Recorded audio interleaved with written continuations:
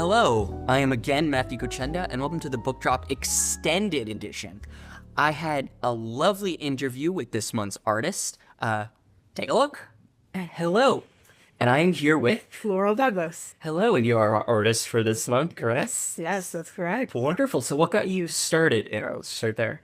Oh my goodness. Well, I think what got me started in collage specifically was a need to buy books at Savers. Just I love a coffee table book. I love the National Geographic, and I have a tendency to just cut things up. So I, give me some tape, give me some scissors, I'll make something. Yeah. Oh, that's awesome. What do you find unique about collage as opposed to painting or drawing? Definitely. I think one thing that I really love about collage is the materials, finding the materials out in the wild. There's a lot of repurposing, recontextualizing. Each image that I use has its own history. And it's cool to layer histories on top of each other to make something new. Yeah, for sure. It kind of reminds me of blackout poetry or sampling music, where you're kind of taking this one thing and making it your own, or yeah, I think that's so cool. Is there anything specific that you gravitate towards, materials, or you're like, oh, I like magazines from this era, or is it just where you can get your hands on it? Yeah. Really, it's whatever I think is cool. But I do love a National Geographic. I got this wonderful book on Tiffany lamps, which you can definitely see in my art.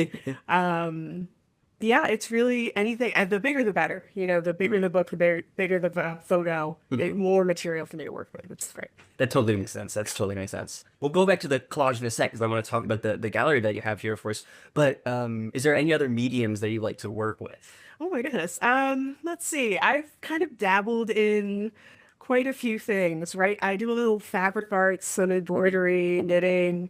I'm a creative writer mostly. Okay. So this is kind of like a side project I do, which gives me a lot of joy. Oh, that's awesome. Do you ever kind of meld the two, using text from the magazines in your pieces? Oh, yeah. Okay. It feels a little sacrilegious, cutting out books, but I do it. No, it's cool. And again, it almost reminds me of at the library, we had a second chance book sale where the books were still available to be read and stuff, but they just didn't have a home here. We brought them to someone else to use. That's kind of what this feels like. Some of these books are not being used for their original purpose, but it's they're so beauty that we can find and grab from them. So you brought two pieces here. Yes, I did. Actually, I guess before I ask about these two pieces, I want to ask specifically, why did you put all these pieces together? Is it mostly just all the collage works, or is there specific themes you're dealing with? Yeah, so there isn't a specific theme or message I'm trying to get across. It's mostly these are just my favorites. Okay. But I will say that they are visually cohesive. There is very much a style that I lead into. A lot of nods to Americana, old Hollywood, Midwest landscapes. Yes, I noticed that one. Yeah, so... And you can kind of draw meaning from that. I really like to let the audience kind of interact with my art in that way and kind of come to their own conclusions. Yeah.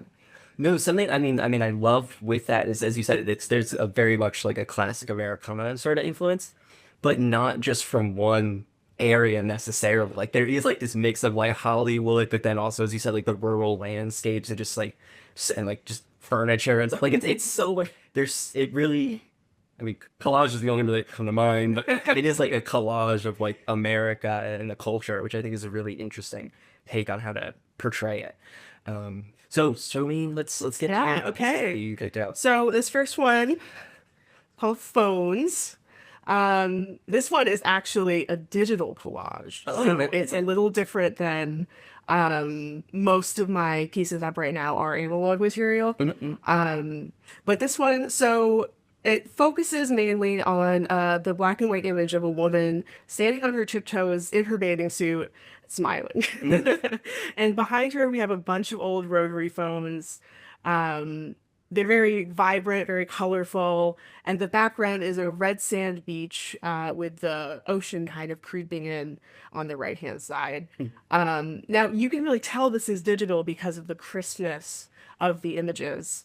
Oh, yeah, you're totally right. Yeah. There isn't a lot of wiggle room around the edges of the phones. Yeah. And there's no tearing. A lot of the time you get tearing when your X-Acto knife isn't sharp enough. That makes sense. Yeah, for sure. So this one was really fun to do. And of course the frame is kind of part of it. I like to incorporate frames in the beginning of the process. Oh, that's cool. Usually I make the collage for the frame and not the other way around. Oh, that's so how do you find your frames? Savers. Yeah, Savers is incredible. Gonna It's add, like, incredible place. a sponsor. If you're not sponsored by Savers. We're not named.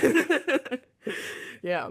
So that's phones. Nice. I love it. It's the, I mean, the whole thing is, I think the most interesting thing for me is obviously the three big layers. I guess the four if you want to count the frame, but all of them have such a different color composition. Like you have the black and white, and then you have the bursts of like very artificial color, like this like hot pink and this like deep red, and then just the very natural like just landscape behind it. I think that's so interesting, like how it moves kind of through. Yeah, it's really, I love it. Yeah, no, that's a great take. I really it's kind of funny, like most of my collages, you know, have the same visual elements, but they're usually composed of three main kind of elements. Okay.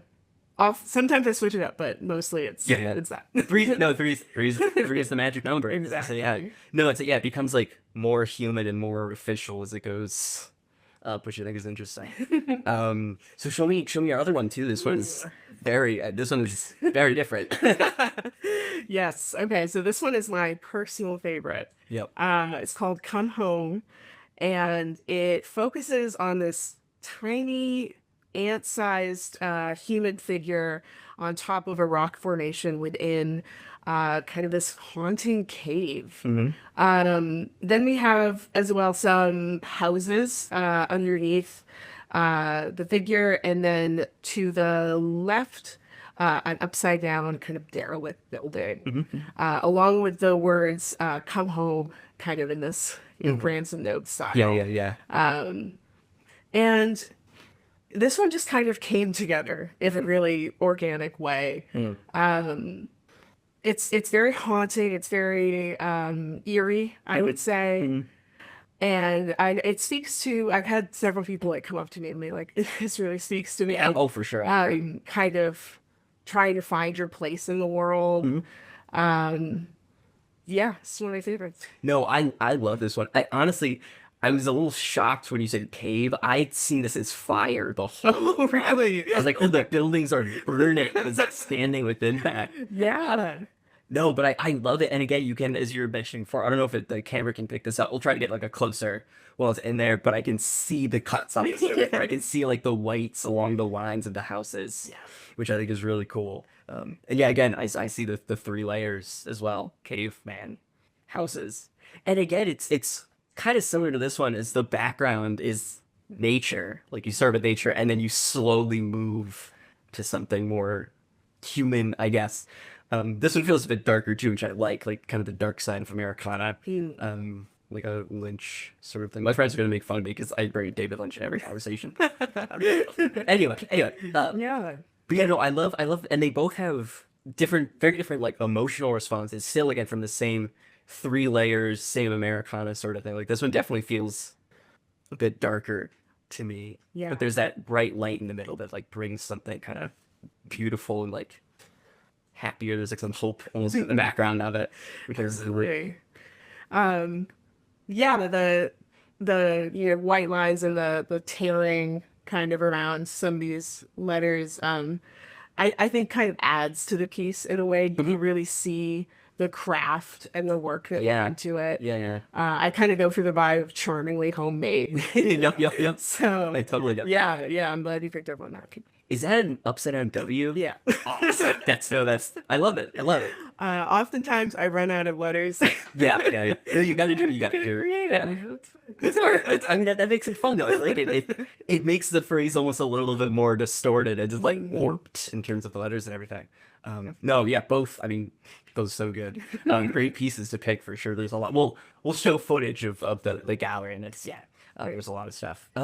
Well, I guess I'll ask. Well, first, how did you like showing off at the Marlborough Library? Oh, like reception and like how was that? Amazing. One of the best days of my life. It was just so spectacular.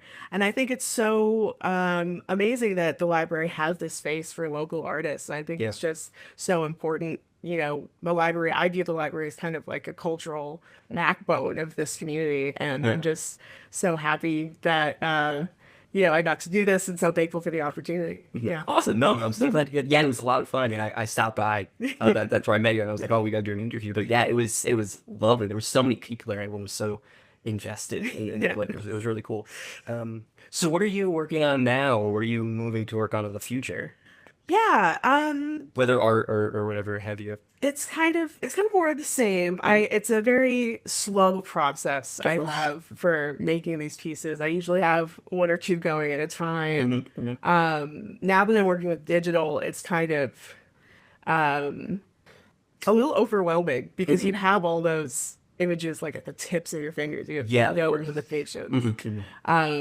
So it's interesting to kind of put those limitations on yourself when creating a piece. But I'm both working with digital and analog currently. And I'm just doing my thing. Nice. Perfect.